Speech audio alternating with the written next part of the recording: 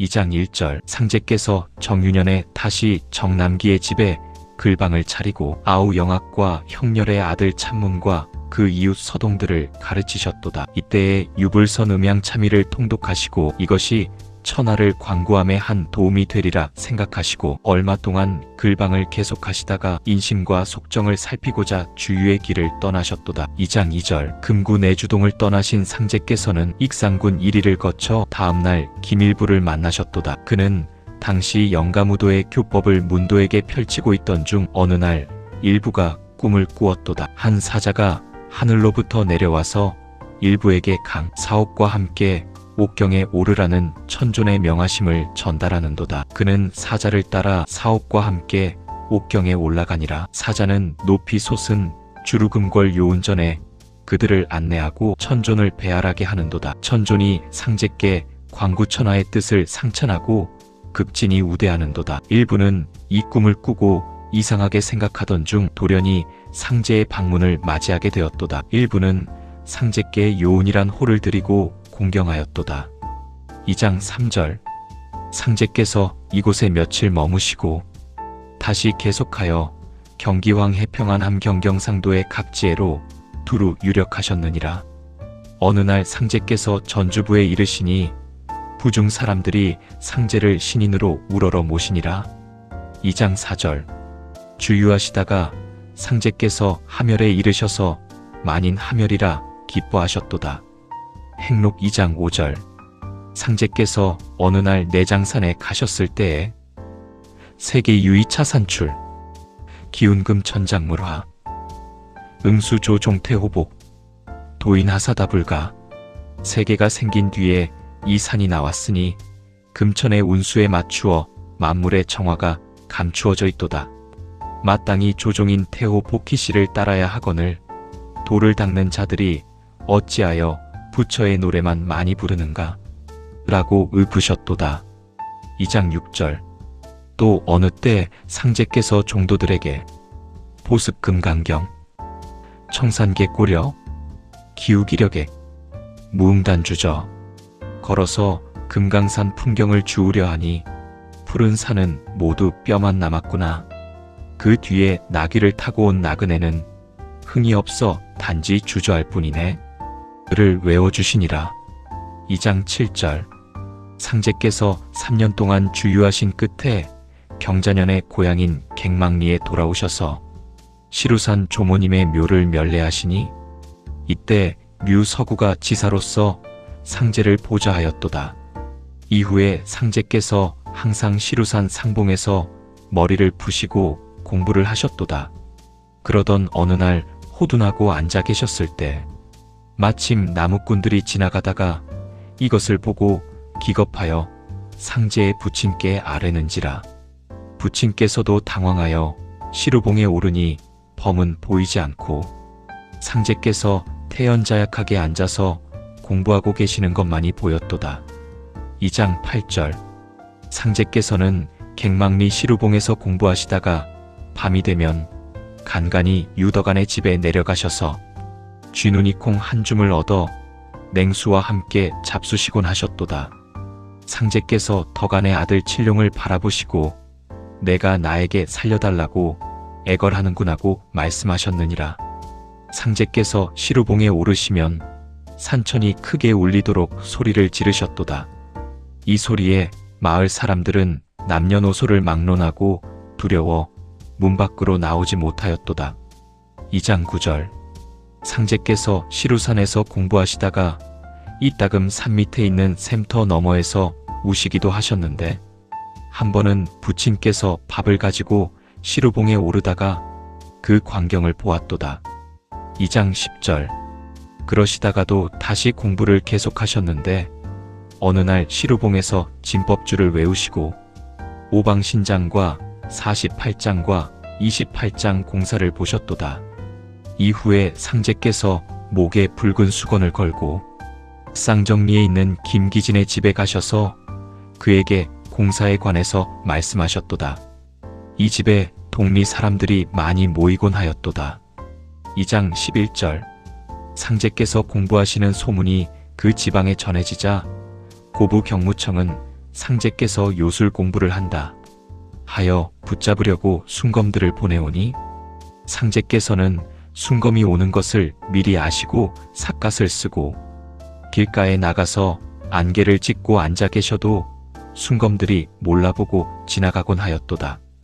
2장 12절 상제께서 신축년 5월 중순부터 전주 모악산 대원사에 가셔서 그 절 주지승박 금곡에게 조용한 방 한간을 치우게 하고 사람들의 근접을 일체 금하고 불음불식의 공부를 계속하셔서 49일이 지나니 금곡이 초조해지니라.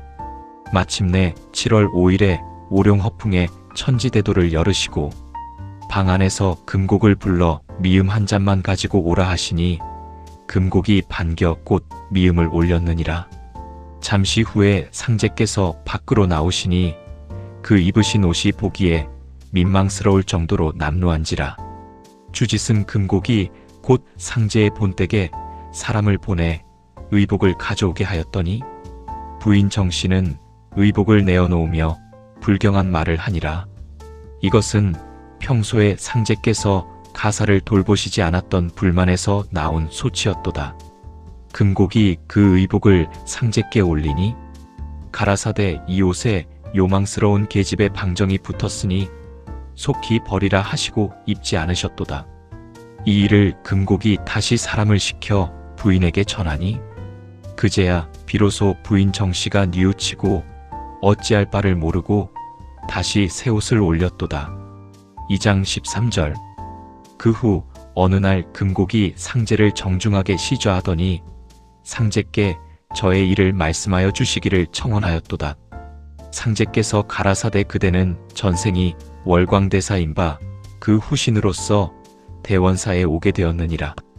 그대가 할 일은 이 절을 중수하는 것이고 내가 그대의 수명을 연장시켜 주리니 90세가 넘어서 입적하리라 하시니라.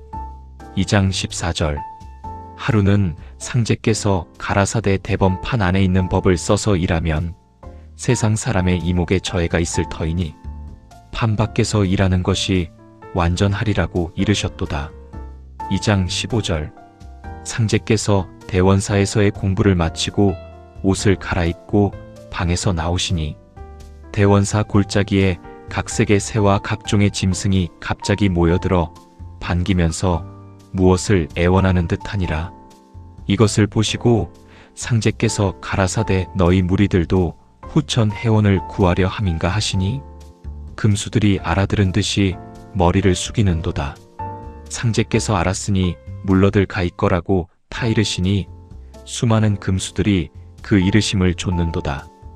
2장 16절 그리고 상제께서 어느 날에 가라사대 나는 곧 미륵이라.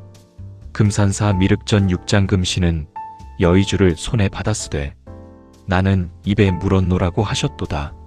그리고 상제께서 종도들에게 아래 입술을 내어 보이시니 거기에 붉은 점이 있고 상제의 용화는 금산사의 미륵 금신과 흡사하시며 양미간에 둥근 백호주가 있고 왼 손바닥에 임자와 오른 손바닥에 무자가 있음을 종도들이 보았도다.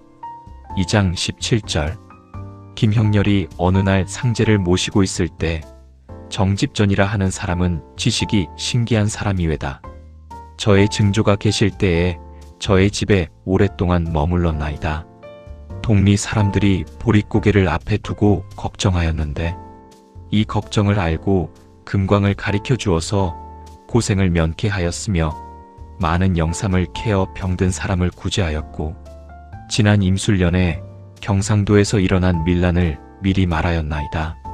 저의 증조께서 그의 지식을 빌어 명당 하나라도 얻어서 그 여음을 후세에 끼치지 못하였나이다. 이것이 오늘날 저의 한이 되는 일이로소이다고 여쭈는지라. 듣고만 계시던 상제께서 가라사대 그런 훌륭한 지혜를 가진 사람이 어찌 남인 너의 집의 밥을 헛되게 먹으리요. 천리의 극진함이 털끝만한 인육의 사가 없나니라 하셨도다.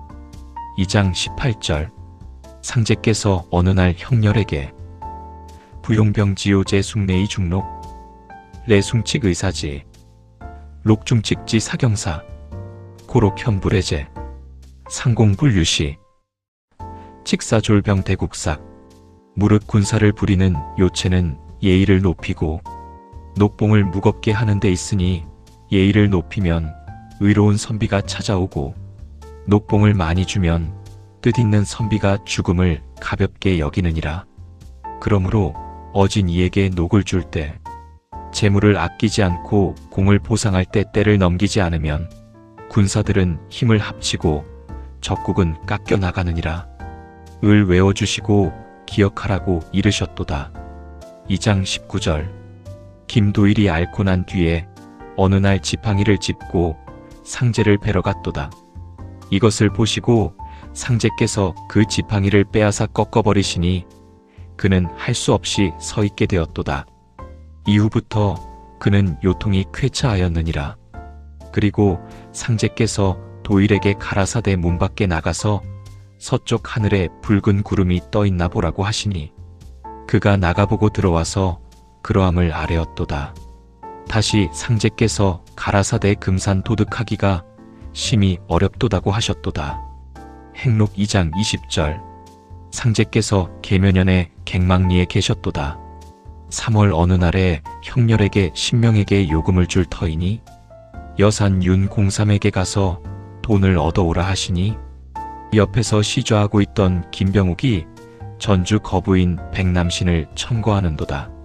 상제께서 형렬로 하여금 그렇게 하게 하시고 위정술을 많이 드신 후에 신발을 벗으신 채 대삿갓을 쓰시고 병욱을 앞세우고 그의 집에 가시니라.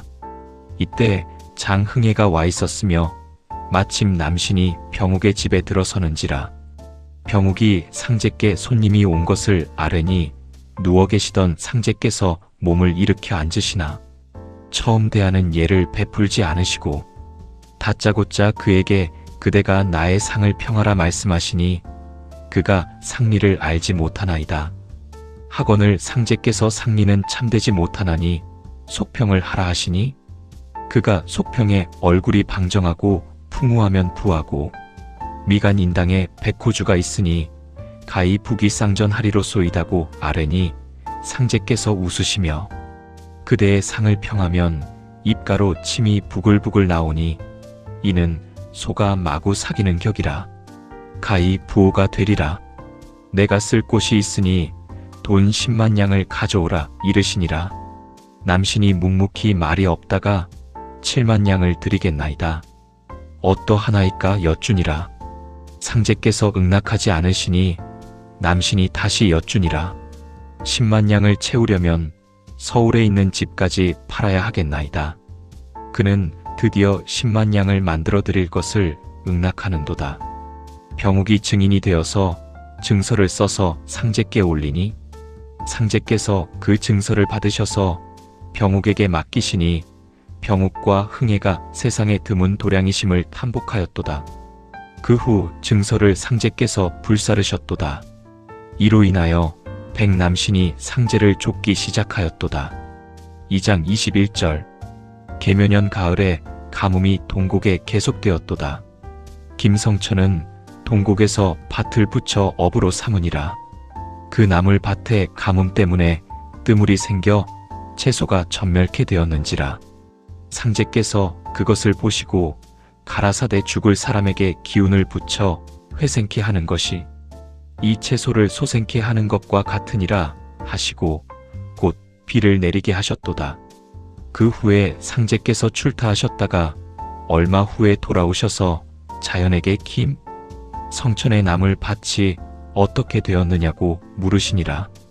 자연이 지난 비로 소생되어 이 부근에서는 제일 잘 되었나이다고 대답하였도다. 사람의 일도 이와 같아서 병든 자와 죽는 자에게 기운만 붙이면 일어나니라고 말씀하셨도다. 2장 22절. 계면연도 저물어 가고 추수가 끝나 농부들이 벼를 들에서 말리기에 바쁜지라. 상제의 부친도 벼를 말리기 바쁘고 새와 닭을 쫓기에 애를 쓰느니라. 이것을 보시고 상제께서 새 짐승이 한 알씩 쪼아먹는 것을 그렇게 못마땅히 여기니 사람을 먹일 수 있겠나이까고 말씀하시면서 만류하셨도다. 2장 23절. 상제께서는 일진회가 일어난 후부터 관을 버리시고 대삿갓을 쓰시더니 정읍에 가신 후부터 의관을 갖추셨도다. 2장 24절. 안필성엔 이 못자리를 하려고 벽실을 지고 집을 나서려는데 상제를 배웠도다. 상제께서 쉬었다 술이나 마시고 가라고 말씀하셨으되 필성이 사양하는지라 못자리를 내기에 바쁜 모양이니 내가 대신 못자리를 부어주리라 하시고 지게 위에 있는 씨나락 서너 마를 만개장이 밭에 다 부으셨도다. 그는 아무런 원망도 하지 못하고 앉아서 주시는 술을 마시면서도 근심하였도다. 주모가 들어와서 씨나락은 가지고 온 그릇에 그대로 있는 것을 알리는도다. 필성은 이상히 여겨 바깥에 나가 뿌려서 흩어졌던 씨나락이 한 알도 땅에 없고 그대로 그릇에 담겨 있는 것을 보고 전보다 한층 더 상제를 경대하는도다.